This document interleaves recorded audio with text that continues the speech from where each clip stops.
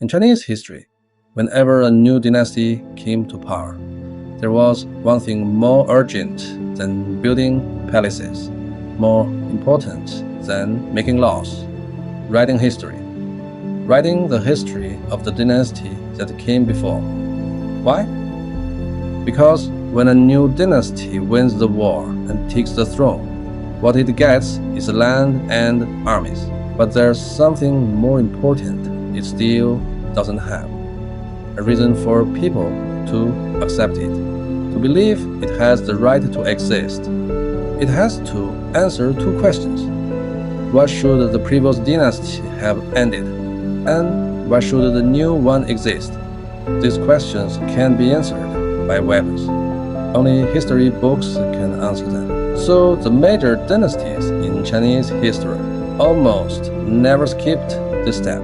But writing history was never simple, because there were always things in the past that couldn't be left out, but couldn't be written directly either. How they handled these problems was the real challenge of writing history.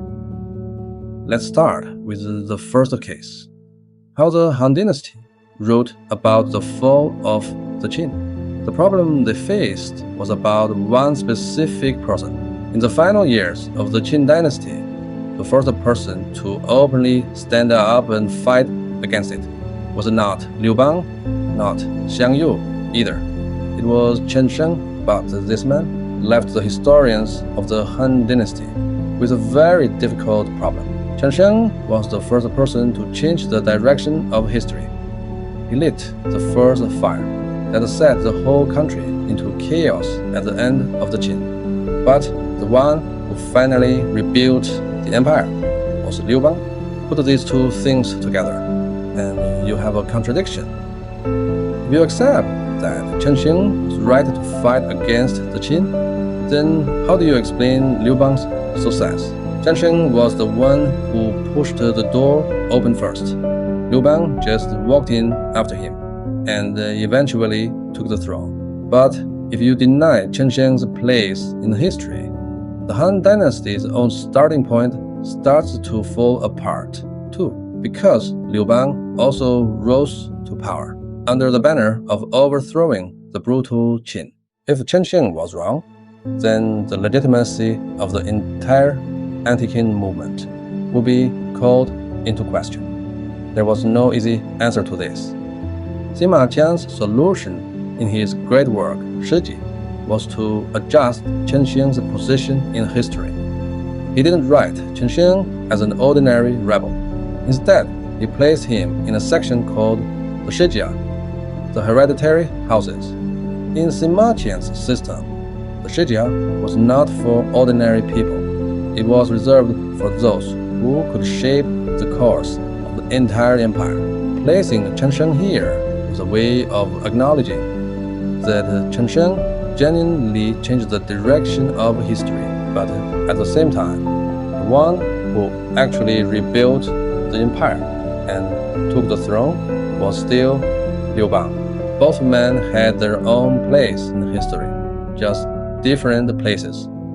This wasn't about deciding who was right and who was wrong. It was about using the structure of the history book itself to redefine what each person meant in the story of history. A contradiction that seemed impossible to solve was quietly absorbed into the structure of the text. The second case goes even deeper: how the Ming Dynasty wrote about the Yuan. This time, the historians weren't dealing with one person. They were facing three problems. They simply couldn't get around. When Zhou Yuanzhang first raised his army, his slogan was, "Drive out the northern invaders, restore China." In the political story that the early Ming told about itself, the Yuan was described as a dynasty built by the Mongols, a conquering power that needed to be overthrown.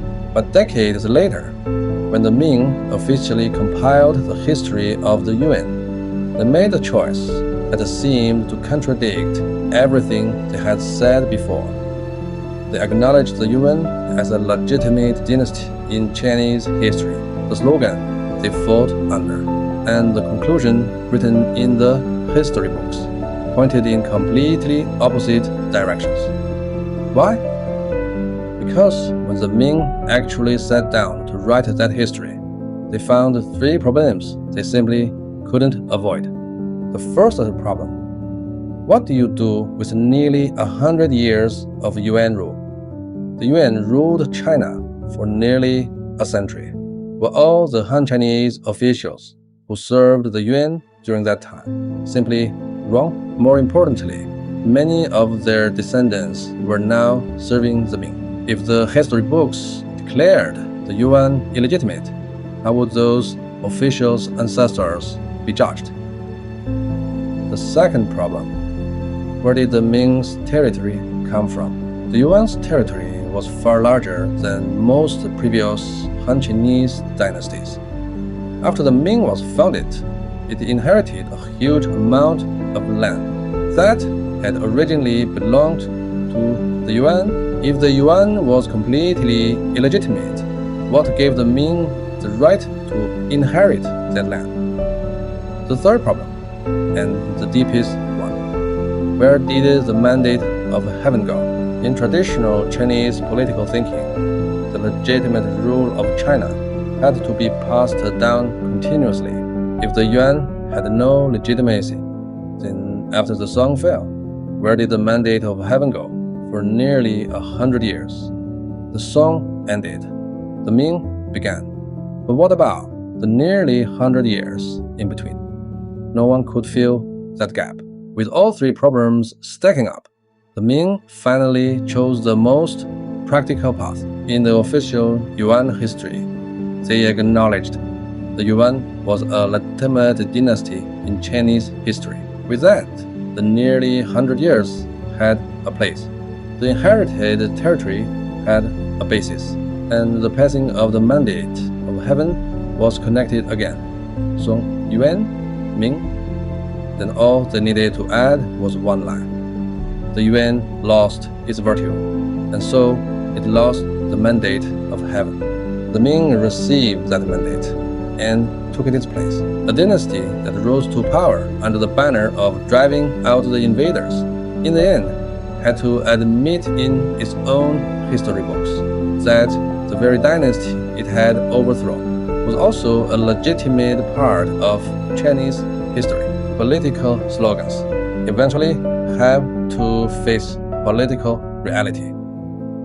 The third case is the most difficult of all three. How the Qing Dynasty wrote about the Ming, what the historians faced, was a past they simply couldn't delete. After the Ming fell, a series of surviving Ming regimes appeared in the south, later known as the Southern Ming. The Southern Ming had emperors, had reign titles, had a central government, and held on for nearly 20 years. But sometimes the hardest thing in history to deal with is not an enemy that has already disappeared. It's a past that people still remember. The Southern Ming wasn't just history. It still shaped the identity and the memory of many people at the time. Many loyalists of the Ming and scholars still alive at the time, how they viewed the Southern Ming, also shaped how they viewed the Qing. So how the Southern Ming was handled wasn't just a question of history, it was a question of the present. The simplest option was to delete the Southern Ming from history altogether. But the Southern Ming had existed too long, had spread its influence too widely, and involved too many people. Forcing it out of the record would only leave a much bigger problem. What happened during those 20 years? Why did so many people, so many places, suddenly disappear from the historical record? A huge gap in the record can sometimes be more dangerous than simply acknowledging what happened. So the Qing couldn't delete it, but they couldn't acknowledge it either. The solution they chose was to change its position. The Southern Ming emperors were not placed in the Banji. the section reserved for legitimate emperors. Instead, they were placed in other sections of the text. The Benji was the place for the official emperors of a dynasty. The other sections recorded important figures and significant historical events. Through this difference in how the text was structured, the Qing made clear that the Southern Ming did not belong to the legitimate line of succession. But this part of history didn't disappear. It was still there in the record.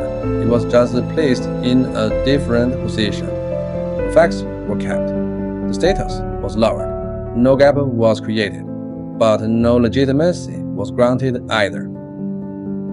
3 dynasties, 3 different problems, 3 different ways of handling them. But underneath all of them, one thing was the same. Every official history book was never just recording the past. It was also answering a very real question. Why does this new dynasty have the right to exist? The people who wrote these histories were never starting with a blank page. What they faced was a huge amount of history they couldn't ignore, but couldn't say directly either. The way they solved these problems, how they positioned the people, what they chose to include or leave out, how they structured the text. These details often tell us more than any political declaration about how history actually gets written. History books don't simply record what happened. They are also the work of people in the past, facing real pressure, making sense of the past in the only way they could. So, when we read history, we're not just looking at what happened. We should also be asking, behind those words, why did they choose to write it this way?